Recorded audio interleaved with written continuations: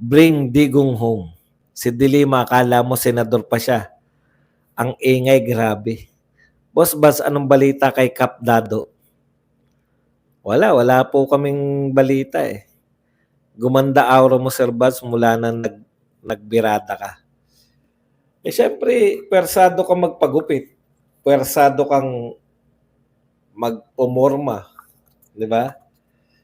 Kapilsar, Sir, shoutout po, good evening. Boss Baz, bakit ba atat si Risa at Dilima na umpisa na yung impeachment?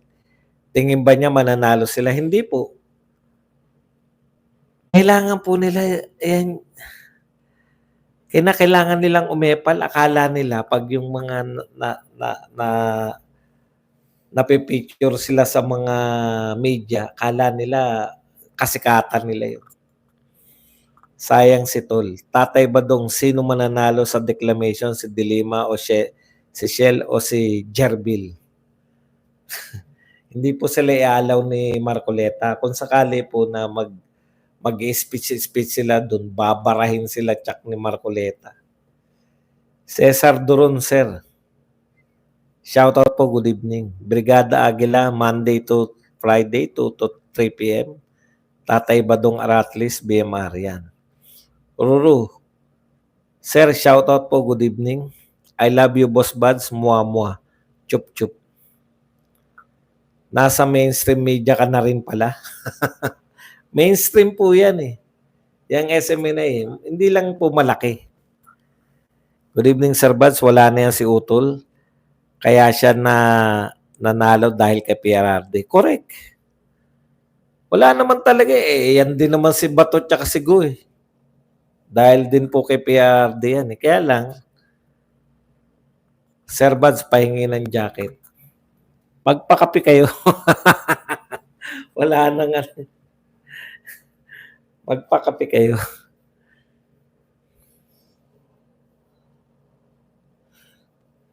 May extra kita pag may impeachment. Hindi naman po.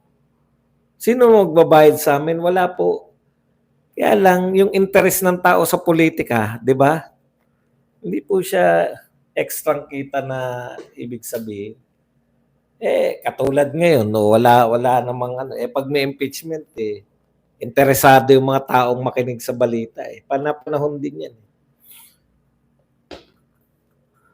Tol, pang-apat ka sana, Tol. Sure win sana, Tol. Di bale, Tol, 3 years pag-sip-sip mo. Simula hanggang matapos na extend ng Birada Aguila ng 30 minutes, eh tinapos ko talaga, Sir Badong. Kanina, good job po sa iyo. Mahirap lang po ako, Sir. Makiusap kami, mga nagre-regalo ng ano riyan. Si Jerbil, eh magsasayaw lang yan ng malaswa. Kumakagat pa ng labi, no? Tindi.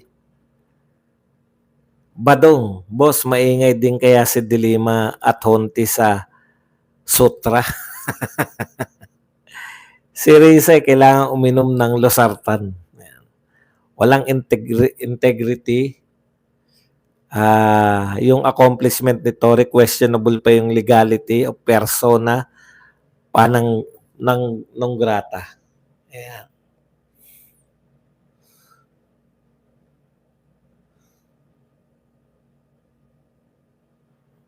Sir Cesar Durong, kaya din na lang kita nirecommend kasi wala akong pangkape kay Boss Balong. Yun ang regulasyon naman sa Zodiac. Extrang kita para sa mga taga-Congress. Matik yung sa vloggers. Ano?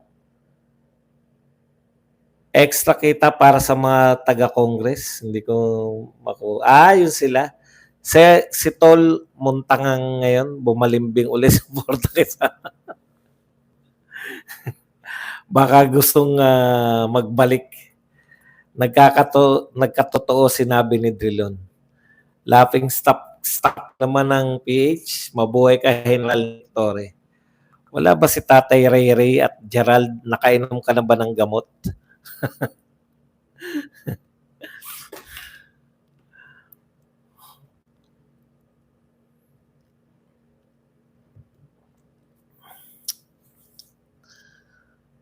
Tama ba gustong mag-fishing ng mga nagpo-push ng impeachment?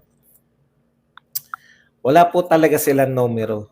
Wag na tayong magtapatan na po tayo. Wala na silang numero. Tayo po, kinakailangan mo lang siyam eh. Pag may siyam ka na, ligtas na si BP Sara eh.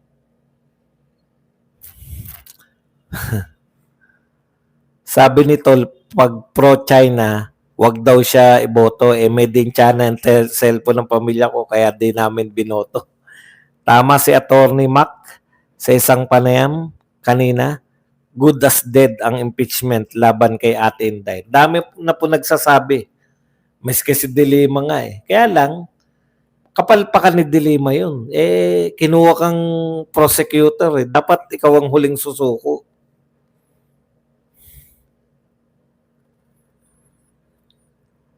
Magkakaroon ba kaya ng sagupaan si Bantag at Torre?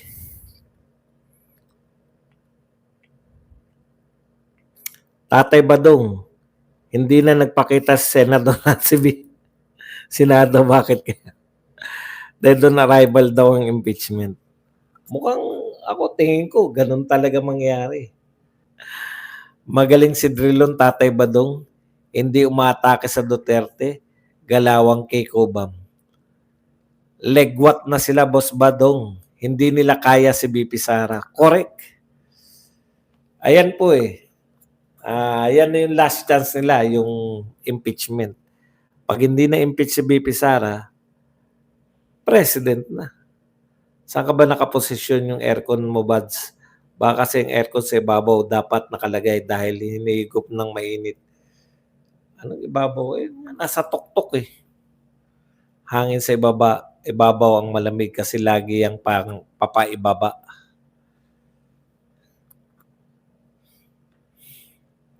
Good evening, boss. Hindi, sanay lang kasi ako na malakas na rin. Ano na susunod na gagawin ng Keiko Bomb? Test rin nun, oo nga ma'am, na-extend yung Birada Agila kanina. Maganda yung talakay.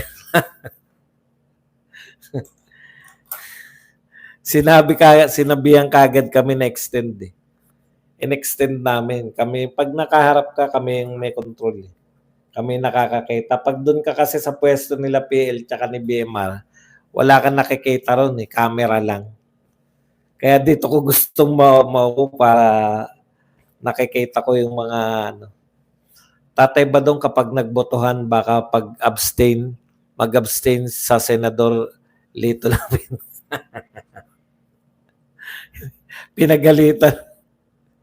Pinagalitan ni Manong Johnny yan. Sinermo na niyan dati si Lito Lapid. Naiintindihan mo ba yung taas ka? Kung tataas ka ng taas, tumaas ka ng kamay. Hindi yung kalahati. Hindi ka pwedeng majority at minority at the same time. Isa lang ang pwede mong botohin. Either miyembro ka ng mayorya or minority. Sorry. Huwag mo kami. Hindi to basketball na pwede kang magpalipat-lipat.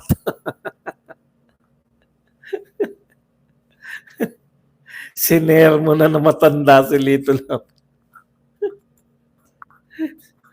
Hindi na nga. Nananahimik na nga. Nasermo. Wala ba kayong mga tanong? Magtanong naman kayo para masarap sumagot. Sa 2027 ba pwede ulit sila maghain ng impeachment complaint kung sakaling di matuloy ngayon? 2025 ay 2026 pwede na. Sayang Sir Badong, hindi po na pwera na lang kung dinismiss na. Kunwari, dinismiss yung ano, yung kaso nila. Panibagong kaso. Saan sila mag-imbento ng kaso? Kapag nagbotohan, baka mag-abstain senador. Yan. Kiko Bam naghahanap ng panibagong arenola. Sayang Sir Badong, hindi nyo na ipakita sa video kanina yung pagsayaw ni Baste ala Ilyas. Meron ba? Kung alam kong meron, di nirequest kong i-ano yun. Kasi nagre-request lang kami, baka may video-video kayong ganyan. Pitsa Pay Lapid. Boss Badong, question. Pwedeng mag-apply na makeup artist sa'yo? May experience ako sa St. Peter. Wala po kami. Kahit hindi po kayo maniwala, wala po kaming makeup. Hindi po kami nagme-makeup doon. Hilamos lang. Hilamos lang po. Hindi mo yan makikita sa hearing. Anong masabi mo?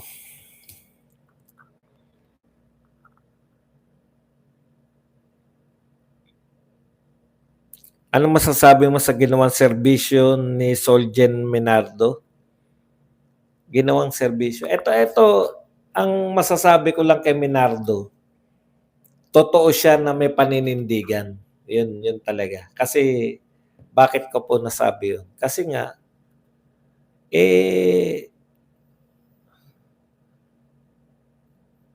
ayaw niyang ipagtanggol yung mga yung mga nagpakidnap kay Tatay Digong.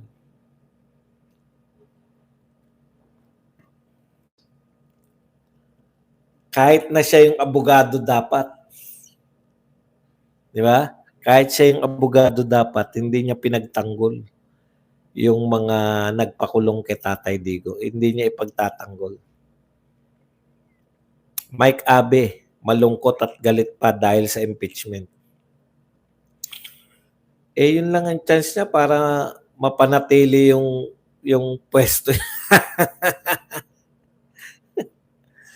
Kawawa naman si Abe. May nanonood pa ba kay Abe ngayong meron na silang anti-Claire? Boss, tahimik lang ang Pinas kapag si Lito Lapid na presidente. Di rin. Umuubra lang siya dahil senador, marami sila. Pero kung ikaw yung main trabahador, ikaw yung presidente, putya, lang nga namang expelled na yan si Mike Raptor Abe sa SMNI, lol. Kasi matahimik nga si Lito Lapid. No? Ang daming tauhan ng SMNI. Pag nagpo-program kayo, very busy din sila. Kunwari, nagkukwentuhan kayo, may babato ka, nabanggit mo na gano'n, magpo-post sila ng mga video. Magaling eh. Sabi ko, okay itong mga to. Pag matagal na ako dyan, yung lolokohin ko lang. Kunwari, magsasalita ako ng ganito, tapos ilalabas nila ng video. Tapos babaguhin ko yung pangalan. Tatay Badong, nalaos na si Bokbok. Hindi ako nanonood sa mga BBM vloggers, ang papangit. Kakaiba din si Lapid, ang lakas ng apog niya. Biruin mo, pinapasok ng Senate pero wala siyang alam. Pero nananalo. Tahimik kasi, di ba? Hindi siya bumibira sa Duterte. Basta ano lang siya. Hindi nagpaparamdam.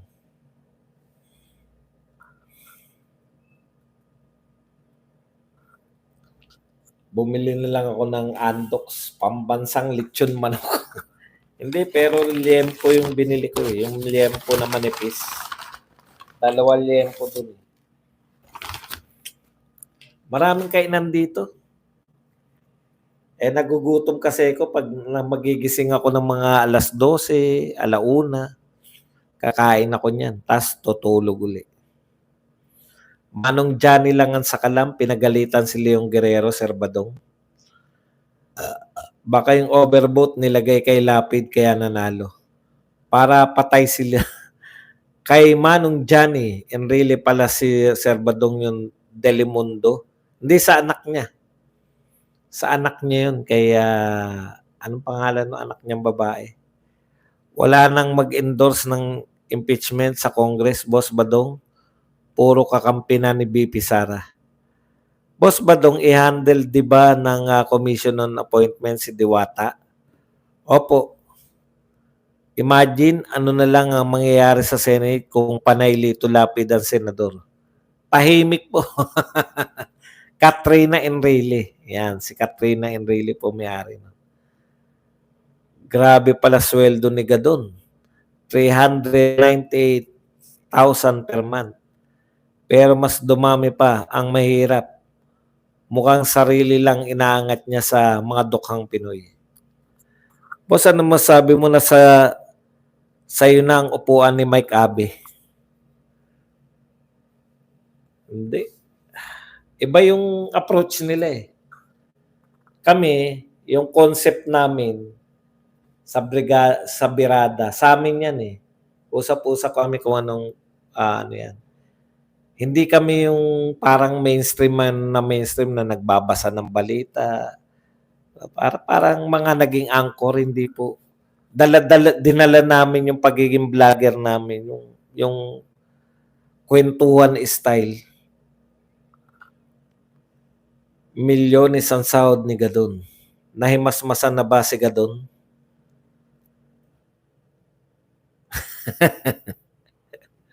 Anak ni Nunong Noe. Anong mangyari, Sir Badong, kung hindi kumpirmahin ng commission ng appointment si Diwata bilang PNP chief? Naalala ko kasi ang reference niya na outgoing Senator Coco Pimentel. Eh di wala po. Hindi ka po pwede. Pwede kang i-reappoint ng Pangulo, isasalang ka uli.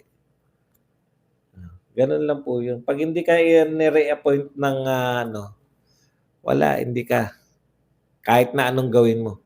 Naku, huwag kayo manood kay Mike Abe kung yung anak nyo, kamukha niya.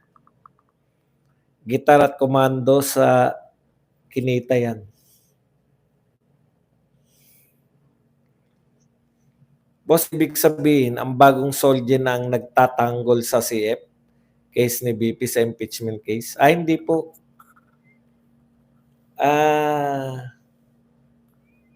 Teka, basahin ko lang tanong. Ang bagong Solgen, Boss Buds, ibig sabi ni Dagus, bagong Solgen na magtatanggol sa CF ni BP sa impeachment case, since kay BBM nag-appoint, tingin mo ba magiging fair ito? Sino po may sabi na pag ikaw po ang sinakdal, sinasakdal ka sa impeachment court, may karapatan ka pong kumuha ng abogado mo. Yung mga sinakdal po ng mga government official, hindi po yung sa impeachment. Sa impeachment po, hindi po automatic na si Minardo Guevara. Ini-impeach nga eh. May karapatan ko pong kumuha. Kaya po ang mga abogado ni BP Sara, hindi po Solgen. Ang abogado po ni BP Sara ay mga private kung sino man ang gusto niyang kunin. Yung Duterte party list, ano na nangyari doon? Huwag kayong mag-alala, mapoproclaim po yan. Pwede ba nilang hindi proclaim yan? Kawawa ang bagong Solgen, Boss Buds. Paano kaya ang sagot niya sa SC? Kung tanungin ng Solgen na dinala ba si FPRRD sa korte bago dalhin sa ICC? Dekorasyon na lang si Diwata sa PNP. Hindi po. Talaga pag chief PNP ka, kahit ano lang, talagang malakas ka dyan. Very powerful po ang mga PNP chief. Tatay Badong, proclaim na si Vice Mayor Respicio. Opo, kanina breaking news yun eh. Lumabas sa aming sa breaking news na hindi pa naman na-proclaim yung tanggal na yung restriction para hindi siya maproklama. Yung balakid para hindi siya maproklama, natanggal na. May chance ba na makapag-interview kayo ng mga admin secretary or cabinet or like Auntie Claire? Gusto namin, kaya lang malabo. Malabo. Kasi SMNA, alam nila SMNA, tapos papa-interview ba sila? Baka next week i-proclaim ni Duterte Youth, maglinis lang sila Tatay Badong. Nang inis lang sila Tatay Badong. Correct. Gano'n na lang ang papel nila, eh, mang-asar. Nang-aasar na lang minsan yung mga 'yan, eh. Lahat ng hearing ng 19th Congress wala na rin ba? Hindi na itatawid sa 20th Congress except yung naisampa nila ng mga korte? Opo, kaya po, eh, si anong pangalan nito, si Grijaldo makakalaya na po. Kasi yung power po ng Congress pati po yung power to contempt, hindi po 'yan habang buhay, hanggang may Congress lang po, hanggang nag-exist sila. Pinag-initan nila si Grijaldo, ang kulong ni Grijaldo hanggang sa 19th Congress lang. Totoo naman, Tatay Badong. Nagtatanong sana ako kay Tatay Badong, kaya lang naalala ko si Gerald kung uminom na resetang gamot. Doktor Badong. Ano masasabi niyo sa pagpunta ni Senator Amy sa dahig?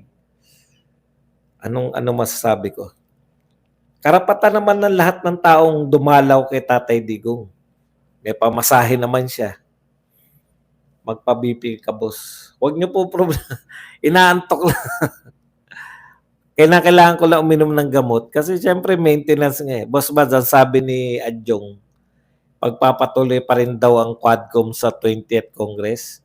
Mag-imbestiga pa daw sila kasi may mga loose ends pa daw. Grabe na sila. Oo nga po. Pero tapos na po yung natapos na nila. Ngayon, kung gusto na naman nilang ituloy, panibago po yun. Pero yung kinontempt nila nung 19th Congress, lalaya po yun. Pwede po nilang magpanibagong apply na naman yun, panibago na naman. Pero kung sila-sila pa rin yung nanalo, di tuloy lang, pwede nga ituloy, pero hindi po yung karugtong.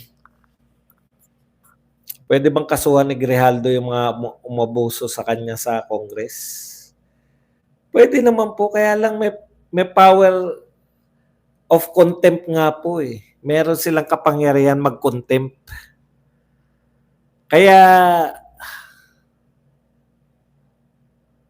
karapatan po ng mga congressman yun, eh. Ay kapangyarihan po yun. Kaya kung yun lang pong ko-questionin niya, bakit siya kinontempt, eh kapangyarihan nga yun. Pagdebatehan kaya ng 20th Congress ang pamamaraan, madaling pag-impeach sa House in 24 hours, pirma lang, walang floor deliberation. Ang tanong, makakaabot ba sila doon o sasabihin lang nila? Pwede kasi sabihin ng 20th Congress, eh. 'Di ba? Hindi natin kinikilala tong impeachment na to, ng Senate. Hindi namin kinikilala tong impeachment complaint dahil ito ay sa 19th Congress pinasa. O tapos. Yun ang una nilang kukwestiyonin, kung itatawid ba nila. Ngayon, kung hindi sinimulan ni Chis, mas lalong hindi nila pwedeng itawid. Wala na simulan, eh. Di ba? Halimbawa, hindi inaksyonan, hindi nag-convene ngayon. Hindi po nag-convene yung Senate as impeachment court. Ano yung itutuloy ng 20th Congress kung wala naman? Good as dead yun. Kasi nagpasa ng impeachment sa 19th Congress, hindi inaksyonan ng 19th Congress. Ano yung itutuloy nila kung sakali? Wala silang pag-uusapan. Pwede bang carry over pag nagsimulan? Pwede. Pag pinagdesisyonan nila na carry over. Kung hindi naman nila pinagdesisyonan, anong yun po yun, eh. Para nakita ko kanina may mga senador kanina nagsalita sila kanina ata sa